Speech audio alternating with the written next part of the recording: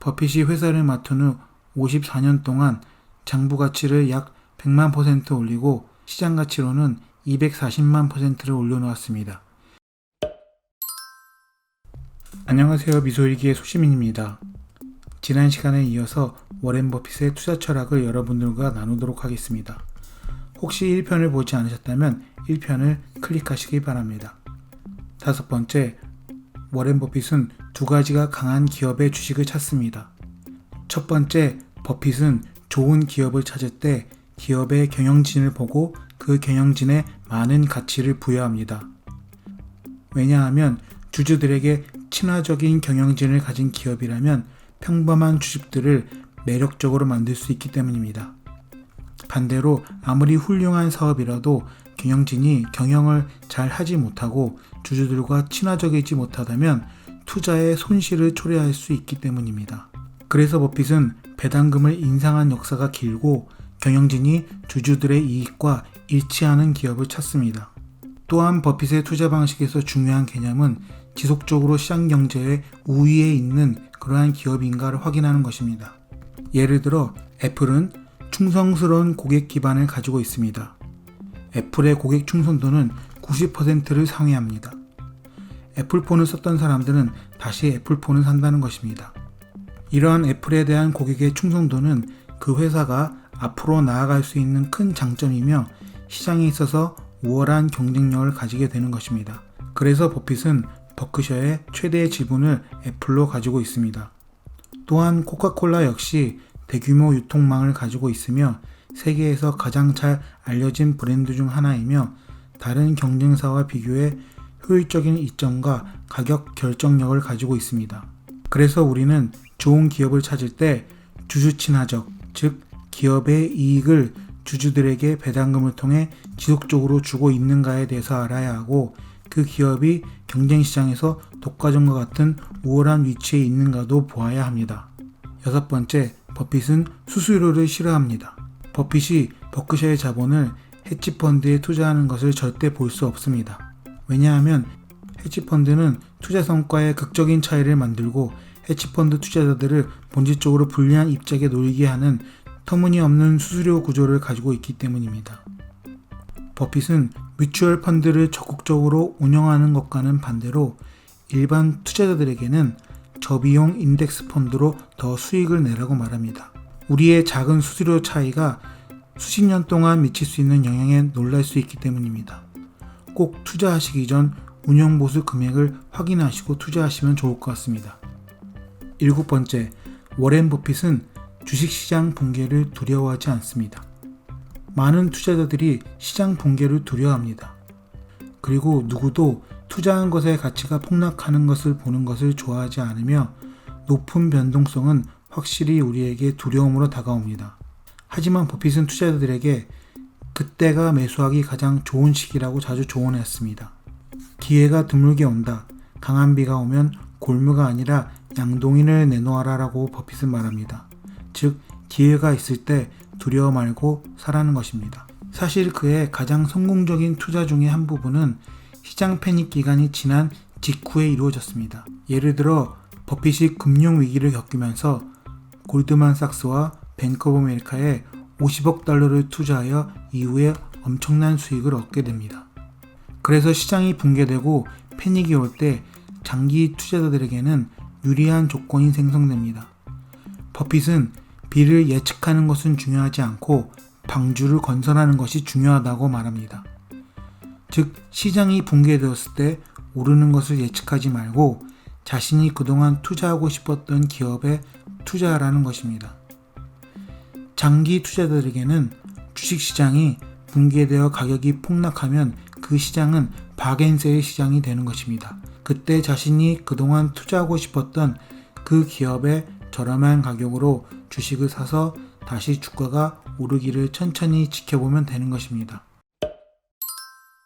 8번째, 워렌 버핏은 군중을 따르지 않습니다.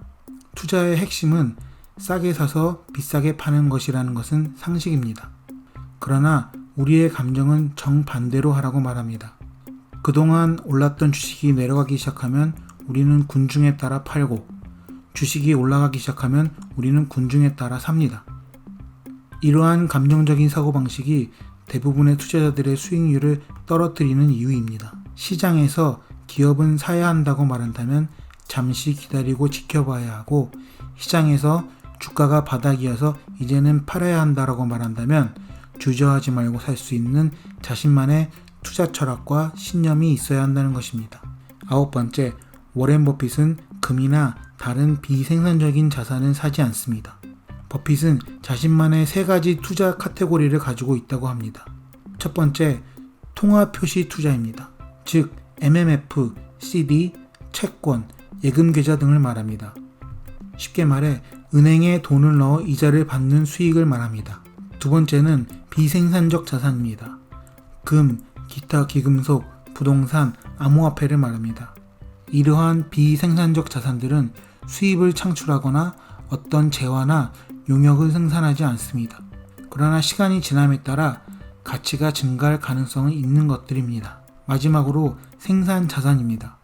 기업, 농지, 주식을 말하며 이것은 버핏이 선호하는 투자 방식이며 소득을 창출하거나 자산을 생산하거나 시간이 지남에 따라 가치를 창출하는 투자를 말합니다. 그래서 첫 번째 통화표시 투자는 현금이나 저축 계좌와 같은 것으로는 큰 이익을 얻을 수 없습니다. 또한 인플레이션이 오면 돈의 값어치가 떨어져 시간이 지남에 따라 그 가치를 잃는 경향이 있습니다. 두 번째인 비생산적 자산을 워렌 버핏이 투자를 안 한다는 것에 의아해하시는 분들이 있는 줄 압니다.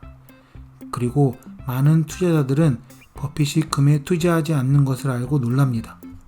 투자 전략의 대가 레이 달리오의 사계절 포트폴리오를 보면 주식과 채권, 금을 고루 분산 투자해서 주식의 변동성에 대비하였습니다. 이부는 다음 영상에서 다루도록 하겠습니다. 그래서 버핏은 금이나 부동산이 순전히 수요와 공급에 의해 움직이기 때문에 생산성을 가지고 있지 않다라고 생각하기 때문에 투자를 하지 않습니다.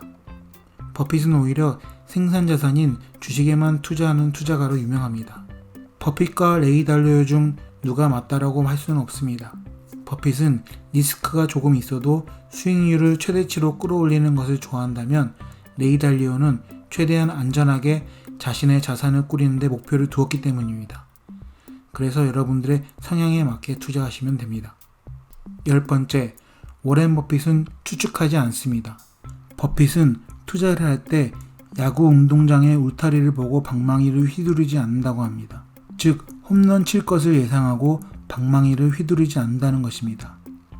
그래서 그는 홈런을 쳐서 한 방에 이루겠다는 생각보다 몇백 개의 안타를 치는 것이 더 괜찮다라고 말합니다. 이 말은 비범한 결과를 얻기 위해 특별한 일을 하기보다 꾸준하게 자신에게 주어진 목표를 달성하라는 것입니다. 이러한 신념을 통해 버핏은 확실히 놀라운 성과를 거두었습니다. 1996년부터 2018년 말까지 버크셔 해서웨이 주식은 버핏이 회사를 맡은 후 54년 동안 장부 가치를 약 100만 % 올리고 시장 가치로는 240만 %를 올려놓았습니다. 믿기 힘든 결과입니다. 이러한 경이적인 성과 때문에 버핏은 종종 좋은 성과를 거두는데 큰 위험을 감수했을 것이라고 추측되지만 놀랍게도 이것은 그렇지 않다는 것입니다. 버핏은 모든 투자를 할 때 가치가 타당하고 손실 가능성이 낮으며 사업의 미래가 밝은 것에 투자하기 때문에 가능한 일이었습니다. 지금까지 워렌 버핏의 투자 철학 10가지를 살펴보았습니다. 여러분은 어떤 생각이 드시나요? 워렌 버핏은 분명 우리와 다른 생각과 사고를 가진 사람이긴 합니다. 하지만 그의 투자 철학을 엿보고 버핏과 같은 투자 마인드를 가진다면 우리도 성공적인 투자를 하게 될 것입니다. 이러한 성공적인 투자를 통하여 경제적 자유를 얻으시는 여러분이 되시길 바랍니다. See you!